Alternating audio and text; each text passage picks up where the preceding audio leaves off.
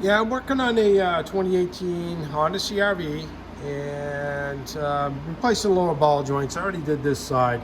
Pretty well straightforward. If you're an experienced mechanic, you already know what you got to do it. But yeah, the customer stated they heard a clunking noise in the front over bumps. Now, I had this vehicle in about 4 months ago for a safety inspection. These ball joints were fine. And I really thought it was stabilizer links right up in there, and those things were tight, but I had a lot of play in these ball joints, and I'm replacing them today. But yeah, on these 2018 vintage Honda CRVs, if you think you got a loose stabilizer link, it might just be ball joints. Um, so you can notice here, I reused the castle nut right up in there, and if you look up in the corner of the picture here, you can see why.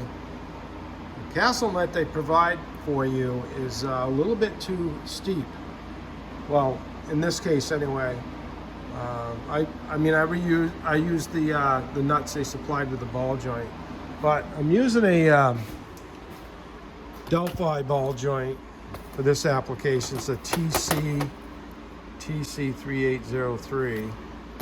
I've had pretty good luck with these so far. Time will tell all. But yeah, so if you look at this castle nut, it's a little too steep. I didn't really like the way it came up. Didn't allow enough of the stud to stick out, so I reused the old one. So I'm going to move on to the other side. Pretty well straightforward. So what you're going to want to do, first off, the nuts on the bottom right here, the three nuts, those are 17 millimeter. You're going to want to pull your cotter pin out first. And that nut right there is a 19 millimeter. And I'm going to get loose in the nose right now. What you're going to actually want to do is pull this cotter pin out first. Clips in there nice. Kind of like that. Sorry about the dirty fingernail. You know what I do for a living, right? But anyway, so get that out of there. Save that. I recommend you reuse it. Most cotter pins, most ball joint sets will give you a replacement cotter pin with it. I'm going to go after this castle nut now.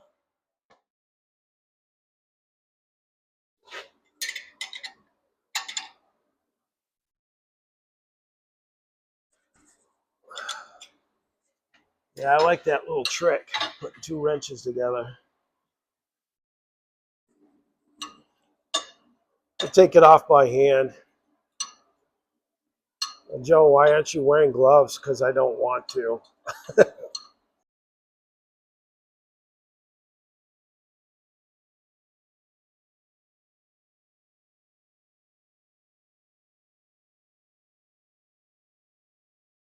Road salt.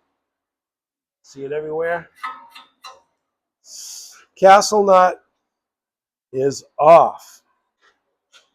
So what I'm going to do is I'm going to take an air hammer with a pickle fork on it. And I'm going to go right through here and I'm going to separate that.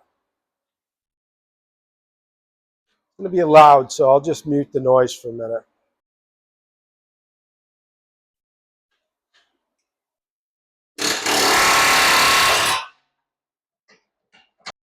Okay, you can see that's free.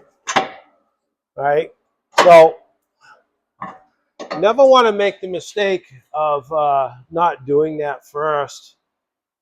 You really want to get that separated, that taper separated from the knuckle first. So I'm going to take the 17 millimeter socket and impact to this ball joint here, these securing nuts, and we should have the ball joint completely off.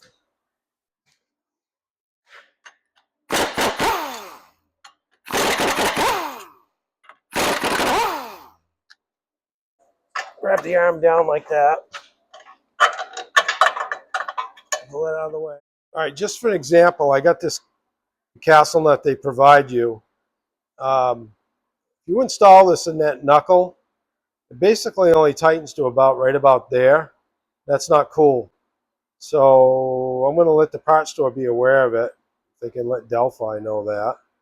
That's why you always want to try and save your old parts if you can.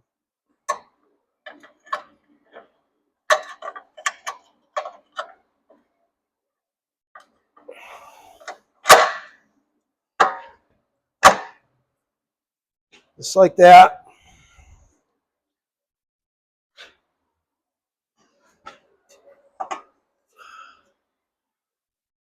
You want to get an idea where your cotter pin hole is in the ball joint before you tighten the nut on there.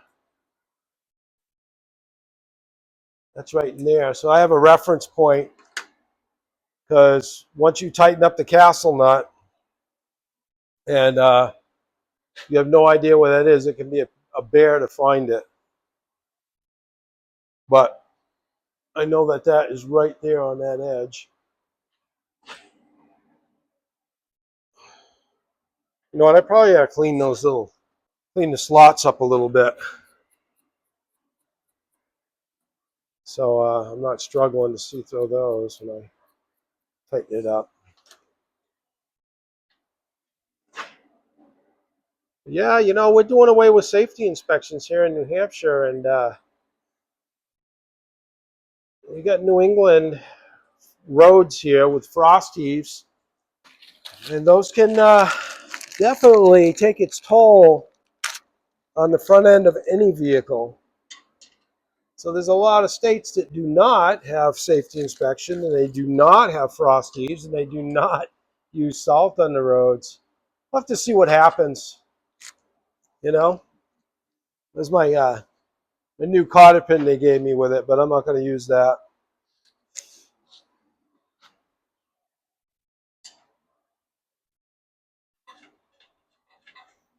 I'm going to make a little noise.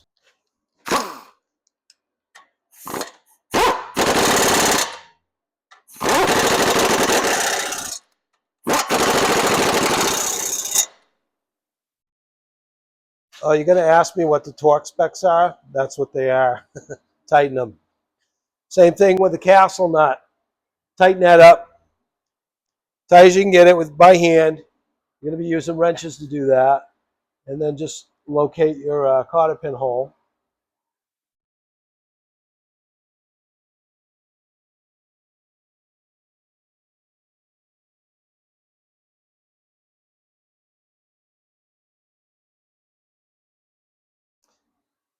All right, I got that hole lined up now. I didn't want to bore you with this. But if you're going to try and locate that, there you go, it clips right in there. See that? If you're going to go through that on your back or on jack stands, you really want to make sure you know where that hole is, because you're going to struggle to try and find it if you don't. So tighten that up, tight as you can get it by hand. That's all you can really do. You can't get a socket on there. All right, so the ball joints are done. Pretty well straightforward on this CRV. A lot of Toyotas share the same bolt-in configuration as these do. Yeah, this ball joint was right around 115 bucks. You want to spend a little bit more money, especially on ball joints. Nothing really has grease fittings available. Anything that does, I will replace it with that. So I do prefer OEM stuff, but today these ball joints are really loose, and they need to get them out of there for the guy. He needs to get back on the road. Hey, if you like this video, do it. Hey, no AI here, so it's all real. So you see the grease on my hands? That's not AI generated. So, hey, I appreciate you, and subscribe if you want. Appreciate it. Have a good night.